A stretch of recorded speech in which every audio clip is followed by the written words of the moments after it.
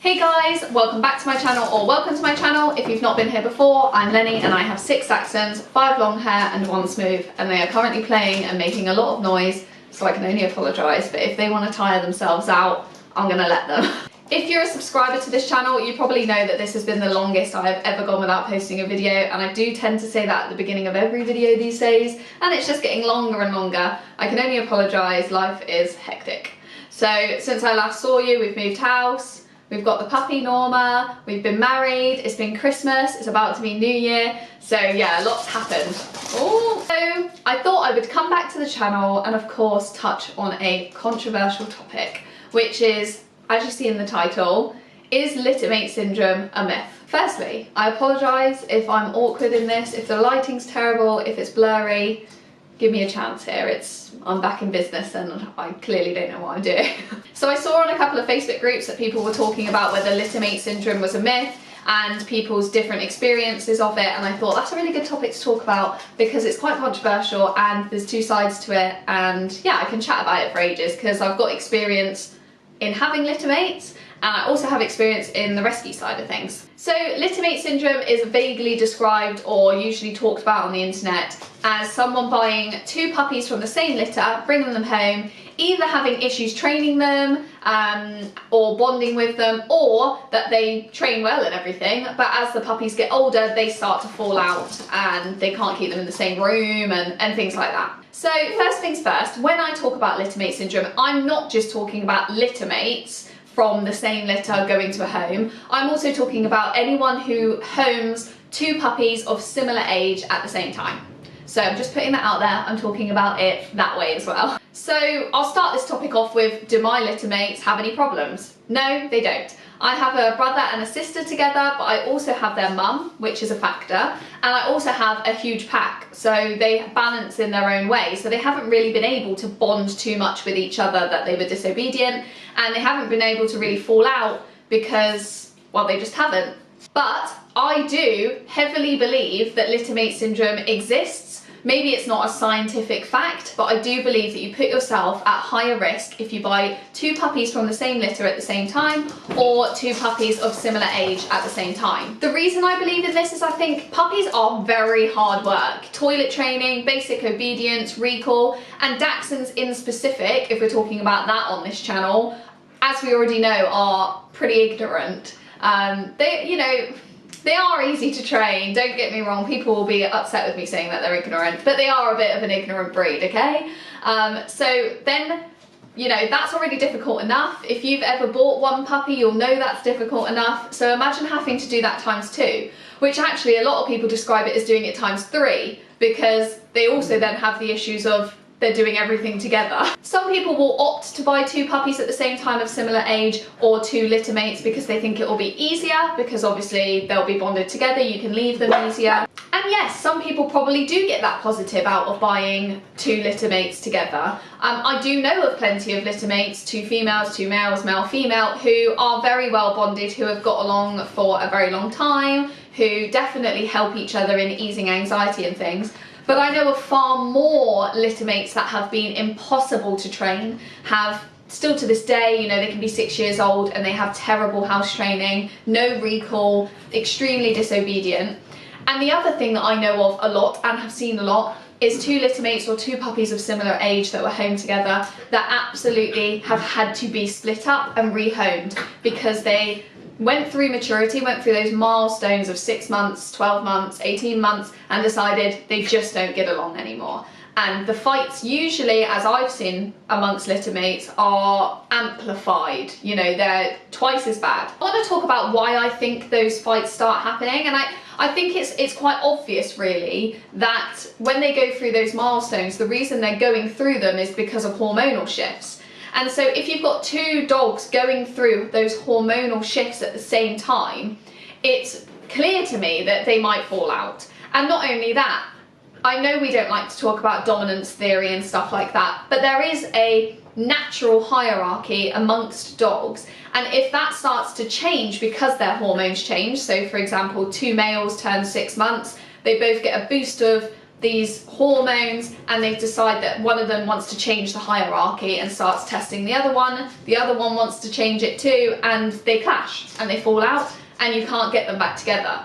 And I have seen that happen a lot, and I think to say that littermate syndrome is a myth is actually really dangerous, because anyone who is getting a puppy, in my opinion, should focus on that one puppy and reduce the risk of having issues such as them falling out when they go through their hormonal periods, them being really difficult to train, and then later in life having more issues with them. Maybe you move into a flat that has carpet and you actually can't cope with the house training anymore. You know, those sort of things. When they're a tiny puppy, we tend to manage those things really well because we're understanding. But going 6 years with a dog that just will not go to the toilet outside, or 2 of them, you know, it will start to eat at you and you might start to resent your dogs. So for me, I do believe that littermate syndrome is a thing. Is it a scientific fact? I don't know. But I do believe that it is a thing. And I think reducing that risk by talking about it is really important. So now I want to talk about a couple of arguments that I've seen on the internet towards it not being a thing. So firstly, I've heard people obviously say, well, I've got 2 littermates and I have no issues at all. And I think as much as it's great to obviously say what your experience of it is, I think, again, it's quite naive to say, well, because it happened to me and they were fine, that it wouldn't happen to someone else. And I'm living proof of that, because I've got 2 littermates that get along perfectly, but I've also seen far more that don't. Another couple of factors that people just don't keep in mind when they say, oh, well, mine get along, is, do you have another resident dog? Did you already have a well-balanced resident dog? Because I think that'll make a huge difference. Because, for example, 2 littermates, well, one of them might bond more with the resident dog, and then you lose that hierarchy and that problem. Or the resident dog might just be super great at being on top of that hierarchy and keeping everyone in control, and does a lot of the work for you. So that's something to keep in mind. Do you already have a resident dog or dogs? Because that's going to change things up. Another factor is, did you take on littermates that were 2 females, 2 males, or a male and a female? Again, because in my experience, a male and a female very rarely will fall out. Or that they will bond, of course they'll bond, but they have that natural hierarchy, and I must say it's usually the ladies that hit that hierarchy on top. So the girl dogs tend to be the bossy ones, and the male dogs tend to be like, all right, I guess kind of like humans.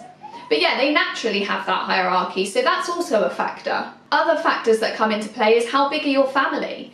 You know, do you have quite a big family with children, and, you know, are they helping a lot with the dogs? So are they getting separate walks? Are you putting all of that effort in? Well, maybe that made a difference to the later in life issues.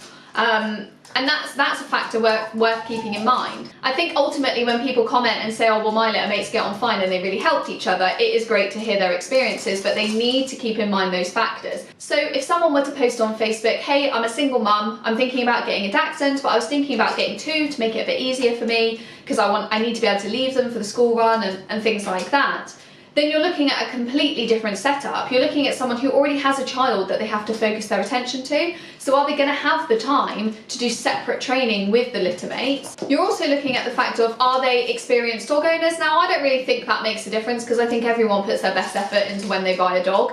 But what I'm saying is, are they going to notice the cues and the issues to these potential issues arising as the dogs grow older? You're also looking at someone who doesn't have a resident dog to maybe help the pack and the hierarchy all sort of settle in. And again, I don't like to talk about packs and dominance theory and stuff, because I think it can put across the wrong message.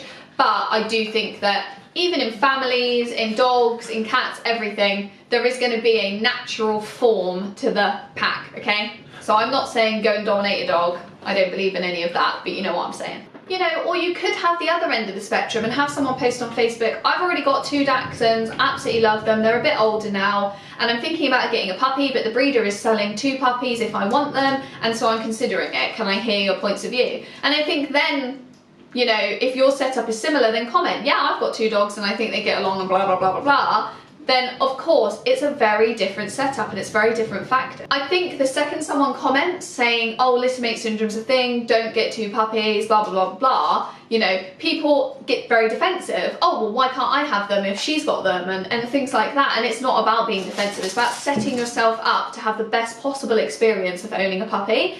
And although, yes, 1 in a million, there might be 2 that get along perfectly, really help each other with anxiety, really bonding, but also have been great to train. but there's also the risk that it will go the absolute opposite way. You'll have two dogs that as their puppies are impossible to train, and then as they get older they start falling out and you have to rehome one. So I've rambled on a bit here, but hopefully you get the point of what I'm saying is there are loads of factors when it comes to littermate syndrome and when people are talking about it, and that it is important to get across that it's absolutely not a myth. It might not be scientific, it might not have had advanced searches in it, but it's not a myth. It definitely exists that you increase risk by taking on two puppies from the same litter or two puppies of similar age at the same time, and you would be far better to get one puppy, focus on that one puppy, give it all your attention, put your best into its training and obedience, and put your best into that time with that puppy. Eva wanted to interrupt that segment. So I don't think this video has been particularly organised in the way that I'm putting it across, but let me just conclude it by saying, yes, I think littermate syndrome is a thing to discuss. I definitely don't think it's a myth, and I think it's dangerous to say that it is a myth, because I think ultimately for anyone, no matter their circumstances, the best thing to do will be to buy one puppy, focus your attention on their training. Oh my gosh, the plane's going mental. Get one puppy, focus your attention on their training, get them to a place where you're happy with their house training, their basic obedience, their recall, those sort of basic things that you need out of a happy, well-balanced dog. Focus on that first, and then when they're slightly older, then consider getting a second puppy and doing the same. I don't think it benefits really anyone to buy two puppies at the same time, especially if they're same-sex puppies and they come from the same litter or of similar age from different litters. I don't think it's beneficial. I think you just heighten your risk of having issues, and it's probably better to just get one, as I say, focus on it, and then get another later. I hope this has been useful. I might have yammered on way too much, but there we go. That's me today, apparently. As I always finish a video, it is Dachshund, not Dachshund, not Dachshund, Dachshund. Thanks, guys.